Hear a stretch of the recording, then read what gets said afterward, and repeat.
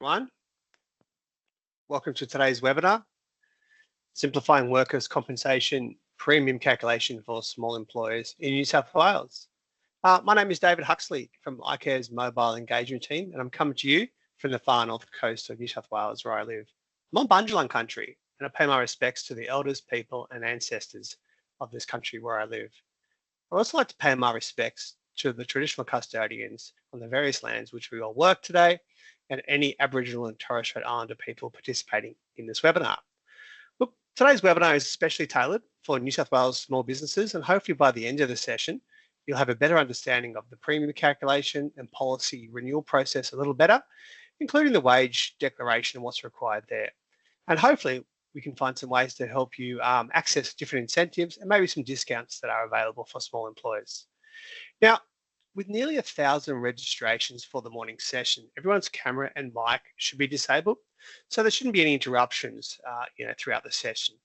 We're going to close off the chat box now, and we'll reopen that up right at the end just for some feedback, and then allow for some questions. So the formal part of the session will go from 10 to 10:30, and that's how the session has been advertised. Many of you have raised questions in advance with regards to some things you'd like us to cover, and we are covering as much as that as possible through the session. At the end, for those that want to stay on the line after the formal part of the session is complete, we'll hang around for a few extra minutes to answer a few questions that may pop up.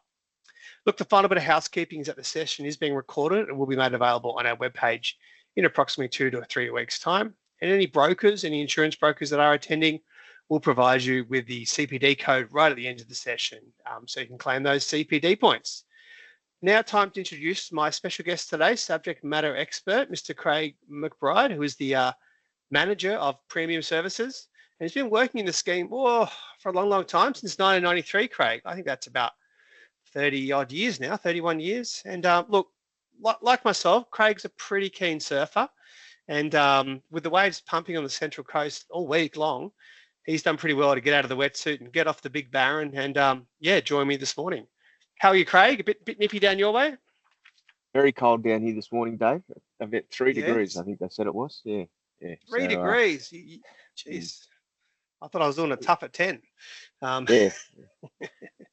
Look, we'll just quickly call out that, the session today is targeting small employers. And I just wanted to find what a small employer is exactly in the New South Wales scheme, of course. And these are employers whose average performance premium is $30,000 or below, and are not part of a group of policies that exceed $30,000 in group average performance premium. In a moment, we'll show you how we get to that that figure of 30,000. We'll give you a bit of a demonstration. But look, also I want to add that small employers do represent about 93% of the entire New South Wales workers' compensation scheme. So clearly the vast majority. All right, we'll get into the questions. And look, one of the most common questions, and we got this through the registration process as well, Craig, is how are the industry rates set? Or we call them WICs, Work Cover Industry Classification System, call them WICs for short. How are these calculated, Craig? How do we set these?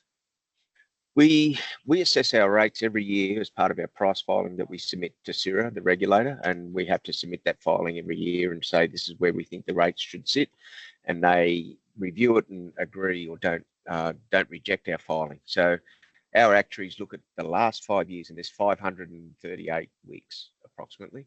Look at the last 5 years of history for each of those weeks. So the last 5 years for claims and the cost of those claims, the premiums we've collected and the wages in those specific industries. So if it was all electricians, what all those electricians have paid in New South Wales and wages, what the rate is, what the claims are, and is that rate as a percentage of wages covering the cost of those claims to determine where the rate sits for the next policy year, which starts at 30 June every year and goes for another 12 months. So what you're saying, the rate for each employer in the same industry, regardless of location or even size, they charge the same rate. So a plumber up here in northern New South Wales with charge the same as a plumber there on the Central Coast or Wagga Wagga or Bondi even, regardless of location. Okay. Yeah, that same base rate is used to do the base calculation for every employer in that industry. Yeah. Okay, and it's just the wages, I suppose, that vary there, because each employer pays obviously different amounts. So would I be correct in saying that the performance of a single employer in a category impacts the overall charge to all employers in the same category? Yeah, those claims that those employers are having are used in that actuarial assessment of the 5 years of history. So any claims in that industry, using electricians again, they're used to work out, is the rate sufficient to cover the cost of those claims? Yeah, so everyone contributes. So exactly how do we apply a rate to a business? And this is probably one of the number one questions we get. Look, many businesses have staff performing all sorts of different roles and activities, and these vary really in terms of risk based on what they're doing. So, for example, a small mechanic workshop, they've got mechanics on the tools, fixing cars, that type of thing. But they're also likely to have some administration staff that probably don't lift much more than a pen or even the phone. So can we apply a different rate to the administration staff when compared to the mechanics? No, it's since 1987, it's been an industry-based scheme. So the WIC rate that's applied, or the WIC classification that's given to your policy, is that which best describes your entire business or your overall business. So if you're a motor mechanic, there's a specific WIC for motor mechanics, and everybody that's in your business pays the same rate. There's no splitting out or people that are just doing admin work or accounting work. It's the WIC that best describes your entire business. Because if you weren't a motor mechanic, you wouldn't have those people doing your admin. Yeah. The business is motor mechanics, or business is electricians. So that's how the WICs are applied. You can have more than one WIC if you're doing two separate, completely different business activities. So if you might be a partnership, or you have a motor mechanics, and then you have another business off the side which might do printing or something like that. So they're not connected. There's no relationship between the two of them. They can run independent of each other. They're not reliant upon each other to operate. Then you can have more than one. Okay. And just your sound sort of drifting in and out a little there, Craig. Is your microphone? Maybe, that's is good. that better? That's okay. Yep. Yeah, Okay. that's good. Yep. No, it was good. It was coming and going. So a lot of those activities are incidental. I just want to give an example now for everyone to help them understand on the screen. What you can see that on the screen. We've got a industrial kind of manufacturing environment here, and we've got this is the plastic bottle. We'll call it a plastic bottle manufacturing business, and you've got people there doing different tasks.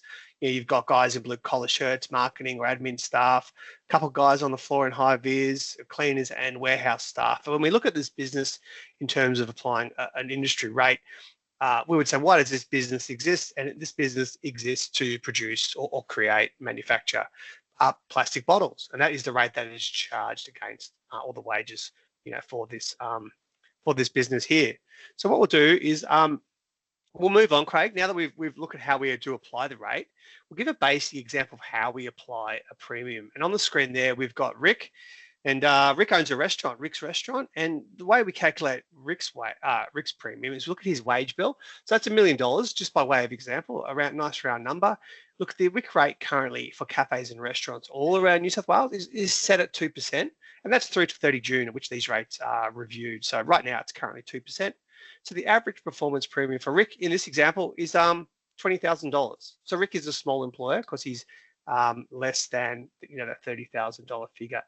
Now I just want to highlight one of the savings quickly while we've got this on the screen here for small employers, and that you can receive a 5% discount off your premium if you're able to pay that in full within 30 days of the invoice being issued. And I know some employers that maybe not be affordable due to cash flow reasons and the like. So you still can pay by installments at no additional charge. So monthly installments over the year, there's no additional charge for that, just provided your base premium is over $1,000 there as well. So look, in terms of Rick, if he paid his premium in full, 5% discount, he'd get $1,000 off that $20,000 figure. So it's pretty significant with regards to that. So let's talk about claims, because this is a bit of a myth, and we also questions about how claims impact on premium for small employers. So today's audience is small employers, again 30,000 or less. I know, when it comes to people are concerned when it comes to premium. They're worried if the premium is going to increase if they have a workplace injury. So if an employer does submit a workers' compensation claim, what is the impact on the premium? For a small employer, there's no additional impact on your premium once it's been calculated if you have a claim. if it's in the example of Rick's restaurant, if he's a $20,000 APP, the average performance premium, if he has a claim, that doesn't change that for the year that he's in.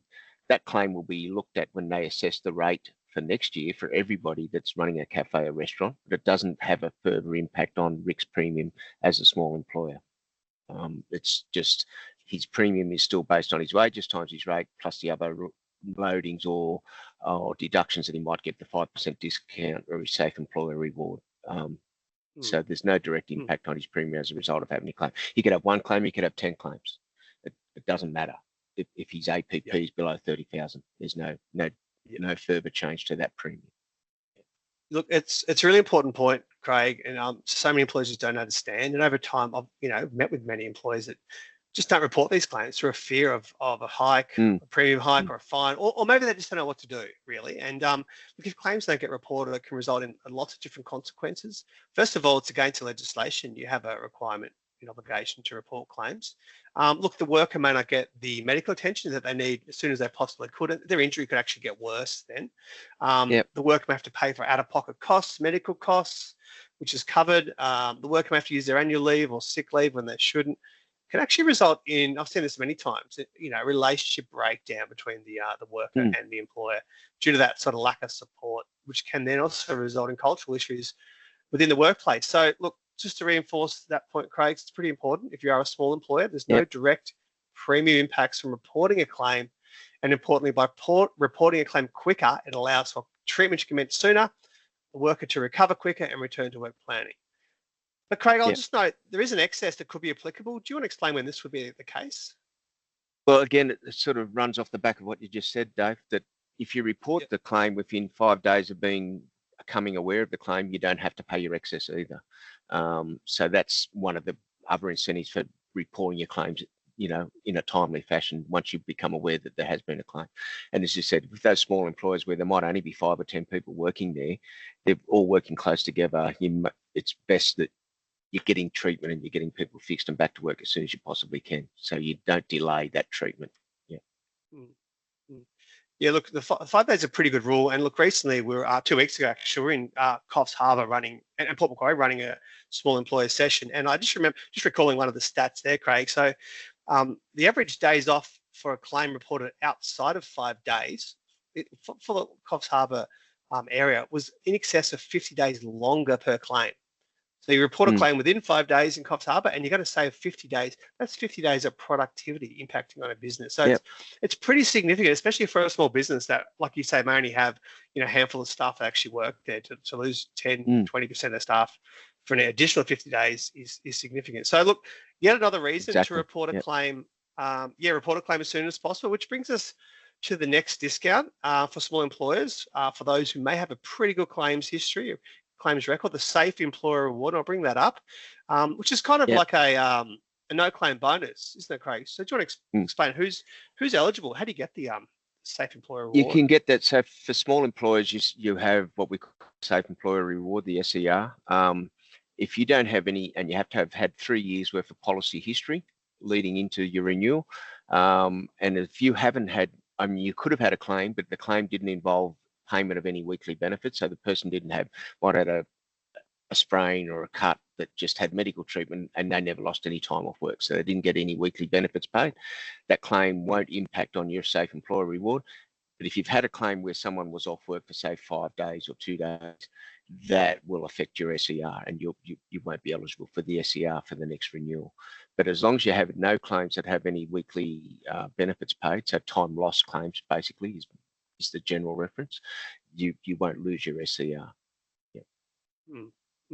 Look, I've even had a few people, I mentioned Coffs Harbour, they ask me, I get asked a lot, how do I get the SER? How do I claim it? You actually don't need to claim it. It actually comes through in your premium notice. Yeah, it's quite a common thing. So and look, it's fairly new. It's a fairly new incentive. Only introduced at 30 June last year. So just double check, your paperwork for that. It should be represented on that and any upcoming renewals as well. And look, the idea is to also reward employers for a good safety record, but also we want to encourage people to then also invest in safety. You've got a bit of a discount here. you know, some extra funds, and maybe you can use that to invest in safety or protection type equipment there. And just the example of Rick, we've got Rick on the screen once again. Look, as I said, his premium is about $20,000. He's had no claims in this example, no claims in the 5 years. So he meets all the criteria there, Craig. 7.5% discount, that's another $1,500 off his premium. So he's done pretty well. He's paid his premium, saved $1,000, and now he's got a good claims record. So he's about $2.5 in front. So that's the other one. Just an example. Yeah, mate. The one I just missed there was the catastrophic claim charges that I didn't explain. So if you happen to have a claim that results in a fatality, there's a one-off catastrophic claim charge. And if you did have one of those sorts of claims in the 3 years, which it's highly unlikely, there's not. Yes. Fortunately, we don't have a high number of fatality claims, but if you did happen to have one as a small employer, that would reduce your, or you wouldn't be eligible for your SER as well.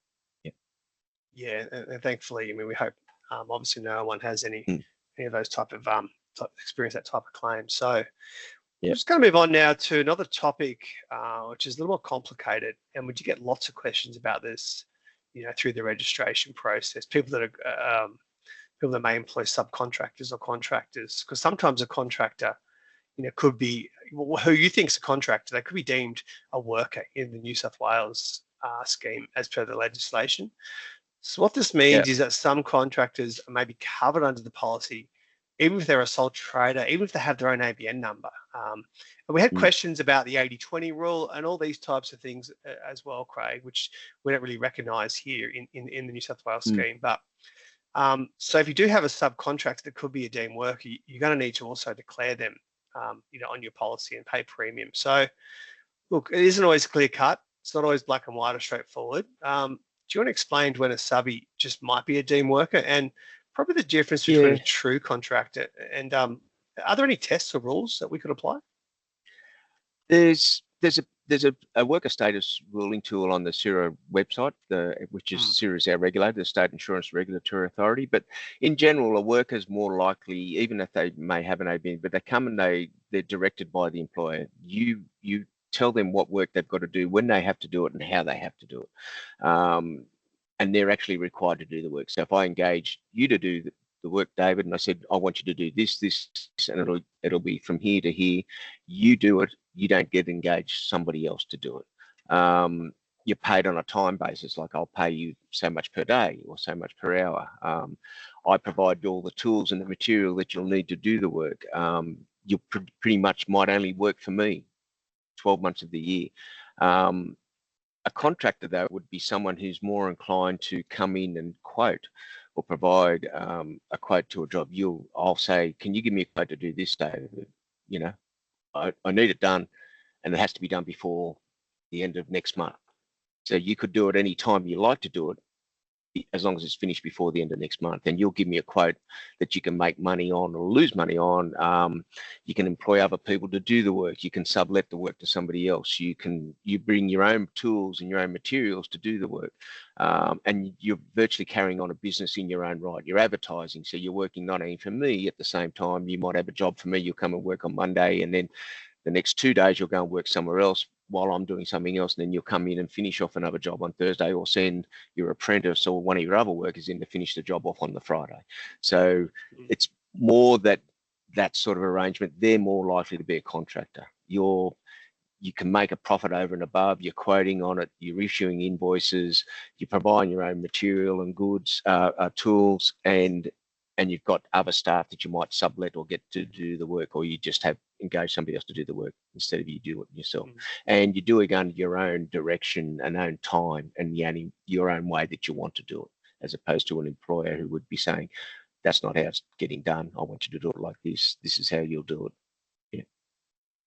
Yeah. So they are really like control tests, and I'll use a real quick example of a house builder that I know. Actually, he approached me one day, and he has 3 carpenters or chippies that work for him. Look, they've all got their own ABN numbers, and they sort out their own insurances and their own taxes, but they follow the builder from job to job to job under his direction.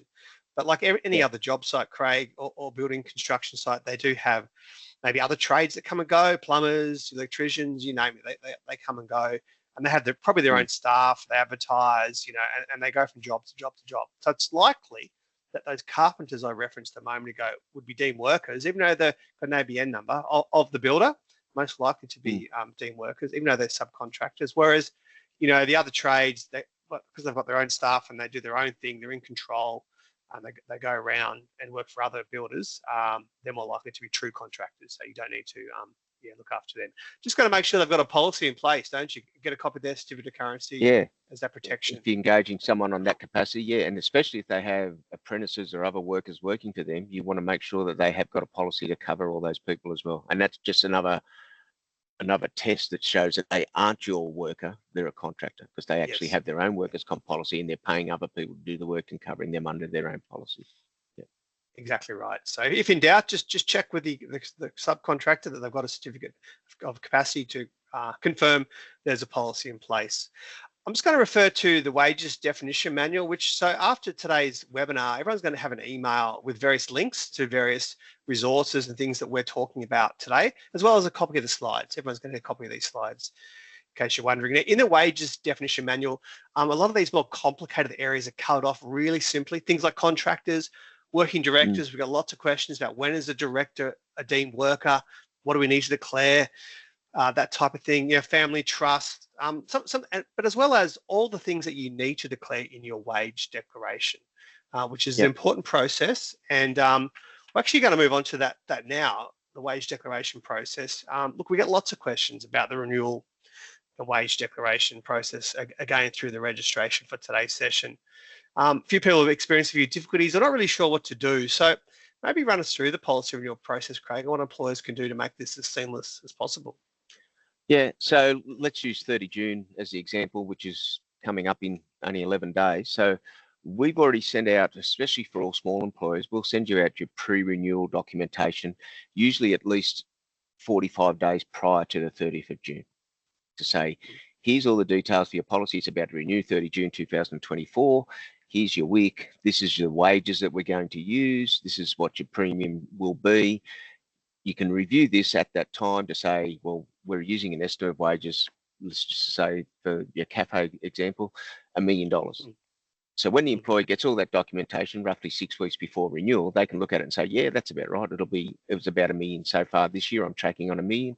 An estimate of $1 million is fine. Or I've just bought another cafe and I'm now going to have to staff it. My wages are going to double. So you can change your estimate.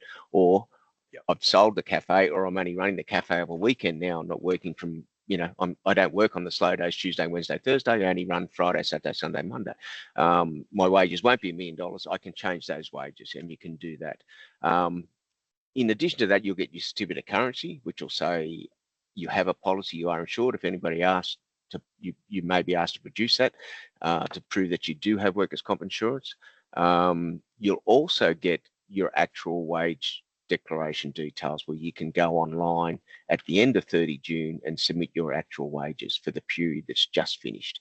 So if your estimate was about $1 million and your actual was 900,000, you'll get a refund. If your actuals was 1.1 million, you'll have to pay an additional premium. The key to submitting in your actuals is that we then calculate your correct premium, and we just want the people to pay the correct premium. And once you get your actuals in, when we renew, we use that actual at the not that next renewal, but the renewal after that, to say this is what their wages are, and we add what we call the WPI to it, which is the wage price index, just to take into account wages go up from every year to another. But if we don't have your actuals, the wages will be loaded by 30%, which is a significant increase. Not many people would have an increase in wages from 30%. That's on the basis that we haven't been getting actual wages from you. We don't know whether we're renewing on the right figure or not. Until you submit your actuals, we're going to put 30% on, and you can, if it's not right, you can change it. But if you submit your actuals, we'll use those actuals, which is a better reflection of what your actual wages are and what your estimate will be. And just to reinforce that, the 30%, so from the expiry date of your policy, you have 4 months to submit your actual wages, and you do that online now. Yeah, do it online now.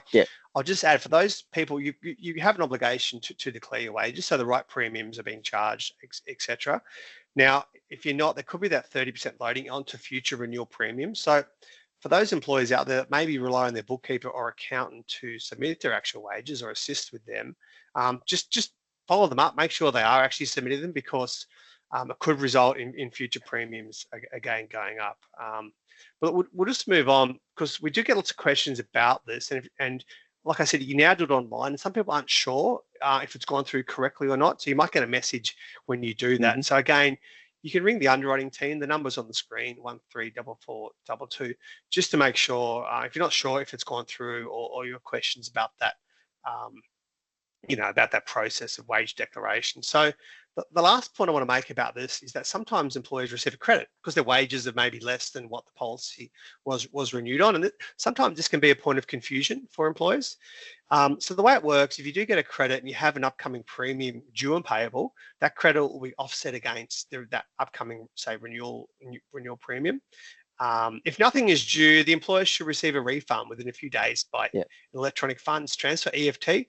Look, one thing we did implement, Craig, this year is that there's no more checks going out. All refunds are now issued by EFT. So if you haven't submitted or provided us with your EFT bank details, please do that, because that's the only way you're going to be receiving, refunds in the future. And one last thing, sometimes employers could receive like a credit note confirming a credit has been processed. This is not saying, or not necessarily saying there's a refund coming. It's just saying a credit's been issued and will be used against future premiums. But again, if in doubt, ring the number, ring the team, and see if they can help you out there. Look, just to finish up on, Craig, we're just about at time, which is good. I just want to reinforce just a few key points for small businesses. So first of all, a small business employer is an employer who pays less than $30,000 or less in the workers' compensation premium, and claims costs are not used in that premium calculation. Now, you can avoid an excess if you notify icare of a workplace injury within 5 days of you becoming aware of that injury in your workplace. Reporting claims, again, supports much quicker recovery and return to work, and statistically reduces the overall operational impacts to your business. I mean, I use the example of Coffs Harbour, 59 days or something like that. A difference between reporting within 5 days or outside of 5 days is the average for that region. So pretty significant stuff. And again, you can get a 5% discount on your renewal premium if you're able to pay that in full. Look, the last thing I want to bring up, which is on the screen now, is the Small Business Hub. This is, I suppose, a database, a hub that was designed to support, small businesses around New South Wales. Everything we've discussed today, there's links to it in off the hub, premium policy information, what to do if you have a workplace injury, including injury prevention type tips. But also there's some links in there with regards to future webinars. And also we run a lot of face-to-face sessions, Craig. We travel around the countryside, all types of locations. So have a look, and I'll share with you in a moment where we're going in terms of our next sort of face-to-face visit. So what I want to do now is I want to obtain some feedback, and I can see the poll has come up on the screen. We'll get to questions in a moment, and because we did advertise the session till 10:30. So we'll do the poll, we'll get the feedback. If you want to, I'll just explain the poll now. If you thought the session was, worthwhile, you got something out of it, you'd like to see more of it, more of these type of sessions, you'd probably give it a 4 or 5. If you thought it was just so-so, you'd give it a 3. If you got nothing out of it, you'd probably give it a 1 or a 2. But look, we need your support in terms to run these sessions. We like to keep these sessions, on point, not too long. We like to keep them short and sharp, don't we, Craig? So we sort of wrap it up in that half an hour time frame. So if anyone wants to put any comments in what you thought of the session, but also any future topics you'd like us to cover, that'd be great. Just while people complete that now, what we'll do, we'll just let people complete that. Then we'll for those who want to hang around, we'll take a few questions just in the chat, see what pops up there. One last thing, you can see on the screen there that we have the CPD points for any brokers that have joined us, but also there's a list of upcoming events, a few webinars, and a few face-to-face sessions for those that are out in Dubbo or Orange, or even Queanbeyan. We're traveling to in the next couple of months there to run some small business sessions there, some early morning sessions actually. So you can scan the QR code and register for those. So all right, while people just put in their feedback, and we'll take any comments as well, what people thought. Let's have a look here. Craig, any questions you can see here from the top? Yeah, the question around superannuation. Super? I didn't see that. The super was included in the definition of wages back in 2001. Was part of an overall change of the definition of wages to align with the OSR definition of wages, to make it easier for employers to declare wages so they didn't have different definitions for each jurisdiction or each requirement. And when that was done back in 2001, all the WIC rates were reduced by just over 10% to take into account that the wage pool would increase by about 10% because the compulsory super contribution was 9%, to take that off the wages. I know it's not paid on workers' compensation benefits, but that's why superannuation was included back then, in nearly 23 years ago now, 22 years ago. Yeah. There's a couple here around, look, we've just covered it, but you can, about submitting online, yes, you can submit the wages online, or you can give us a call. Look, you have 4 months, 4 months from the expiry. Yeah. If you're having problems submitting it online, you ring that 134422 and they can walk you through the process online. Yeah.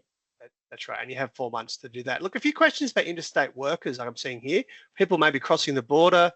Do you want to quickly cover off on how we treat interstate activity? So we have on the website, and both our website and the CIRA website, there's a state of connection test where you can look up where the state of connection is and whether you have to declare that worker. But if you're based in New South Wales and you're just sending someone over the border to do a short job and then they come back and predominantly work in New South Wales, they're covered under your New South Wales policy whilst they do that job in Victoria, let's say, or Queensland. If you send them there permanently, or you're engaging someone that's permanently based in one of those states to do work for you in those states, you more than likely will need a policy in that state, because that's where that worker is based and works predominantly to do that work for you. They're working in Queensland all the time for you. They're based in Queensland. They don't come into New South Wales. You'll need a Queensland policy. If you're sending them interstate, the general rule of thumb is 6 months. But if it goes for a little bit more than 6 months, you just need to look at what the state of connection is. If they're eventually coming back, or they do come back after 6 months, they're still covered under the New South Wales policy. Yeah, that's good.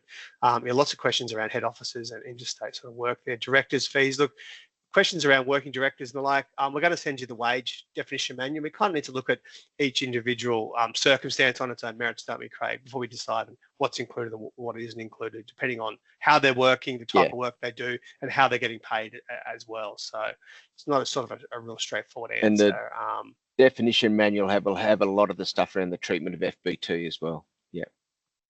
FBT, all the different types of pay. One of those other questions there. Yeah. Okay, fantastic. Yeah, I'm just it's hard to cover up all these questions. They keep running up the screen. Contractors that work for multiple different companies. I mean, if it's got their own workers' comp and their own staff, you wouldn't declare them. Just make sure they've got a policy in place to protect them. You've got this question about trainees. Yeah, trainees don't get the same acknowledgement as apprentices, unfortunately. Yeah, we didn't cover off on apprentices in any detail, but there is an apprentice discount available. Provided they meet the what's the code? The qualification code. There's a national qualification code for apprentices. So as long as it's in one of those code, the apprentice is employed under one of those national qualification codes, you get the apprentice discount on their wages. It's used to cover many years ago. As I said, I've been around for 30 odd years, and it used to cover trainees as well. But it was a situation where it couldn't be regulated or for that. So lots of people were just declaring they had trainees, and there was no direct employees. Everybody was a trainee, so they just decided to make it just purely for registered apprentices in a national qualification code. Yeah. Okay. No, good one. And look, I can see some people looking for we've got another webinar coming up very soon at 11 o'clock for larger employers, and there's a link there which Sharon has just put in the chat for those that wanted to join that session in about 20 minutes time. Quick question there around actual wages versus the award being paid during time off. That's changed back in 2012. We don't just pay the award wage. Workers' compensation benefits are based on the worker's pre-injury average weekly earnings. So if you're paying over and above the award, they get paid on what their pre-injury average weekly earnings were. It's not based on an award anymore. Fantastic. All right. Look, any information available to support the premium for a particular WIC code? There's a large difference between the rates. So where can people find out the different, I suppose, descriptions of the various WICs, Craig?